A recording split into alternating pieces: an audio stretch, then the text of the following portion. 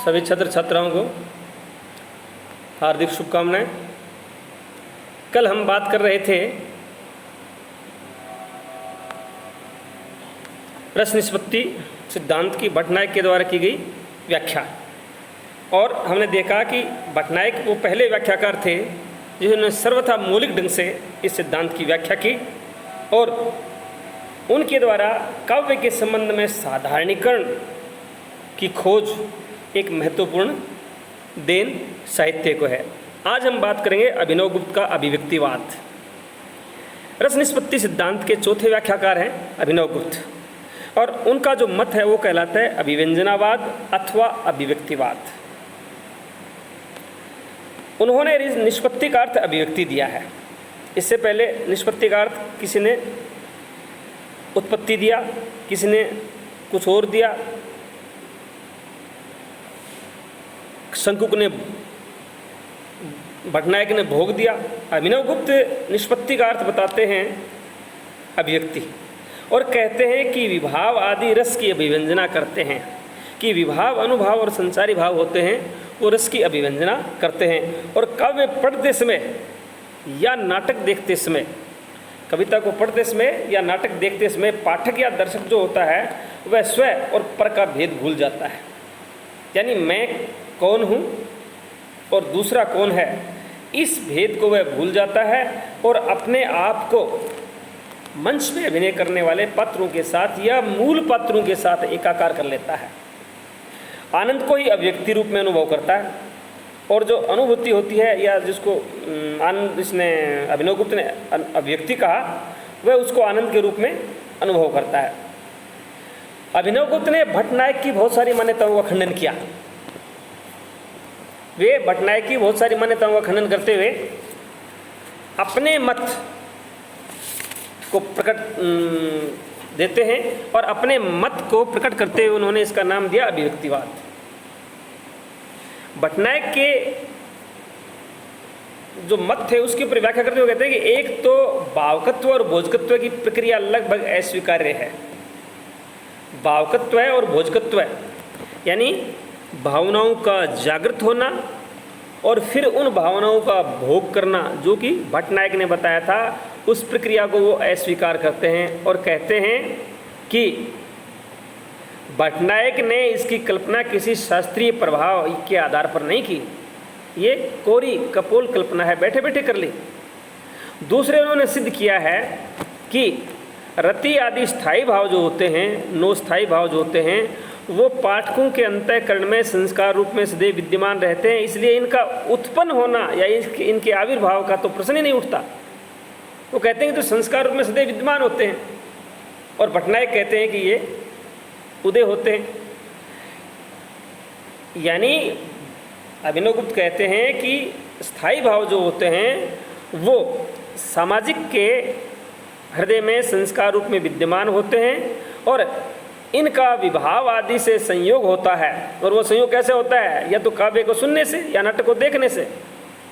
तब जो है सामाजिक को अलौकिक विभाजन व्यवहार द्वारा रसानुभव होता है। और आगे वो कहते हैं कि संयोग का अर्थ है व्यंजना, संयोग का अर्थ है व्यंजना, और निष्पत्ति का अर्थ है अभिव्यक्ति। यानी मानव हृदय में भावों की अनुभूति की क्षमता स्वाभाविक रूप से विद्यमान है, वह कल्पना शक्ति के द्वारा भोग नहीं करता, वह तो स्वतः ही उसके अंदर विद्यमान है। और रसानुभूति का आधार व्यंजना है, यानी पाठक या श्रोता जो होता है वह किसी स्वयं या प्रत्यक्ष को भूल करके किसी दूसरी चीज़ से अनुभव करता है। मैं बंद कर देता हूँ उसको।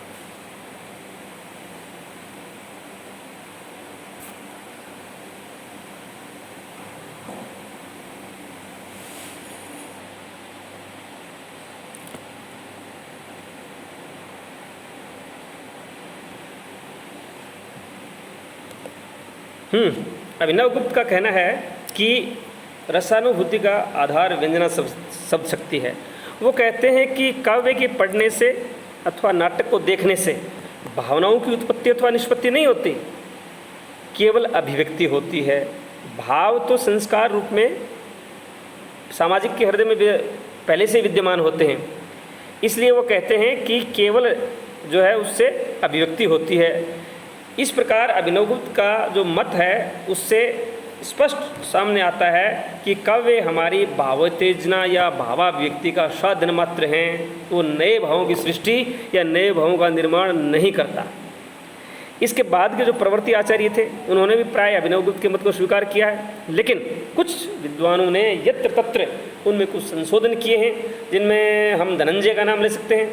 उन्होंने व्यंजना शब्द शक्ति के स्थान पर या व्यंजना शक्ति के स्थान पर तात्पर्यवर्ती शब्द का प्रयोग किया है।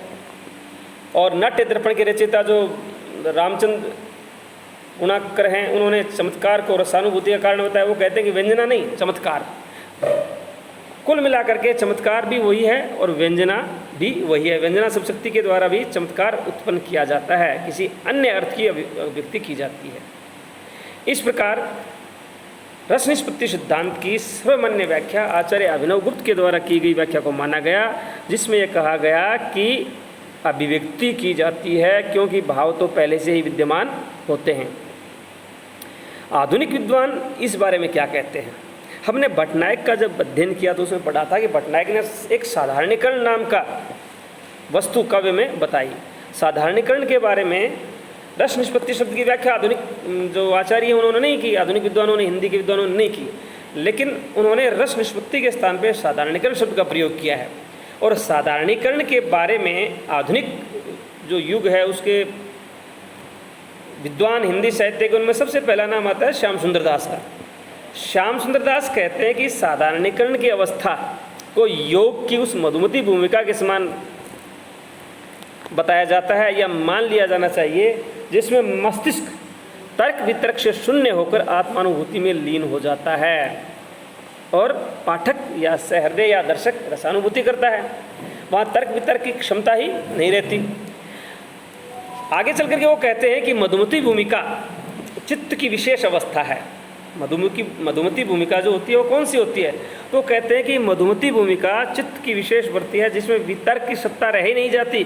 कवि जो कह रहा है या नाटककार जो कह रहा है या मंच पे अभिनय करने वाला पात्र जो कह रहा है या दिखा रहा है, उसको ज्यों का त्यों पाठक सहृदय या दर्शक स्वीकार कर लेता है। वहाँ तर्क वितर्क के लिए कोई जगह है ही नहीं। शब्द और अर्थ और ज्ञान, इन तीनों की पृथक या अलग अलग प्रतीति वितर्क है और वितर्क वहाँ खत्म हो जाता है। शब्द क्या है, उसका अर्थ क्या निकलता है, ये अर्थ सही है या नहीं है, इस प्रकार के तर्क वितर्क जब खत्म हो जाते हैं वह भूमिका कहलाती है मधुमती भूमिका। दूसरे शब्दों में वस्तु का संबंध और वस्तु के संबंधी, यानी वस्तु का संबंध और वस्तु के संबंधी, इन तीनों का पार्थक्य खत्म हो जाता है। वस्तु क्या है, वस्तु का संबंध क्या है किसी से, और वस्तु के संबंधी कौन है, ये तीनों चीज़ें जो हैं वो एकाकार हो जाती हैं। जब तक ये एकाकार नहीं होती तब तक जो है वो पार्थक्य होता है और पार्थक्य में वितर्क का भाव रहता है। लेकिन जब ये एकाकार हो जाएं तो पार्थक्य नहीं रहता, तीनों का भेद खत्म हो जाता है, वो साधारणीकरण है।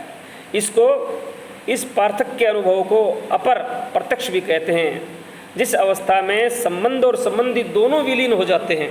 ना संबंध रहता ना संबंधी रहता, केवल और केवल वस्तु मात्र रहती है और वस्तु का आभास होता है, भाव रहते हैं, भाव प्रधान है, बाकी कुछ नहीं रहता। इस प्रकार प्रतीत हुआ प्रत्येक जो है वो क्या कहलाता है, सहृदय कहलाता है और उसको आनंद का अनुभव होता है। इस प्रकार की अवस्था में प्राय योगी पहुँचते हैं और योगी जो होते हैं वो साधना के बल पे उस मधुमती भूमिका को प्राप्त कर लेते हैं। उस भूमिका को प्रातिभ ज्ञान भी कहा गया है, जो संपन्न सत्कवि में स्वाभाविक रूप से होती है। जो प्रातिभ ज्ञान है, यानी जिसको काव्य हेतु में प्रतिभा कहा गया, प्रातिभ ज्ञान में प्रतिभा जो जन्मजात है, वह कवियों में या जो अच्छे कवि होते हैं उनमें संस्कारगत होती है और वो अपने शब्दों और उन शब्दों से अव्यक्त अर्थों के माध्यम से पाठक को या श्रोता को उस मधुमती भूमिका की अवस्था तक पहुंचा देते हैं। ये श्याम सुंदर दास का कहना है। साधारणीकरण के बारे में फिर आचार्य शुक्ल का एक मत और है। आचार्य शुक्ल कहते हैं कि साधारणीकरण का अभिप्राय ये है कि काव्य में वर्णित आलंबन केवल भाव की व्यंजना करने वाले पत्र आश्रय का ही आलंबन नहीं रहता, बल्कि वह पाठक या श्रोता का ही नहीं, एक पाठक या श्रोता का नहीं, अनेक पाठकों या श्रोताओं का भी आलंबन हो जाता है। यानी काव्य में वर्णित या नाटक में दिखाया गया शकुंतला या दुष्यंत नाम के जो पात्र हैं वो केवल एक व्यक्ति के नहीं रहते या नाटककार के नहीं रहते, वो सभी के हो जाते हैं और सब उनके साथ अपने आप का तादात्म्य स्थापित कर लेते हैं।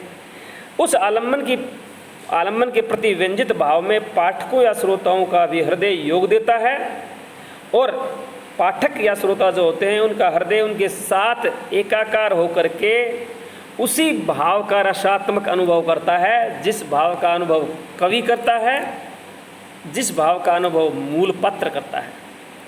तात्पर्य यह है कि रस दशा में अपनी पृथक सत्ता जो व्यक्ति अपने आप को एक अलग स्वतंत्र इकाई मानता है, उस इकाई का तिरोभाव हो जाता है या उस इकाई का परिहार हो जाता है और व्यक्ति अपने आप को उस सारे या समूह के साथ जोड़ देता है। वो साधारणीकरण है।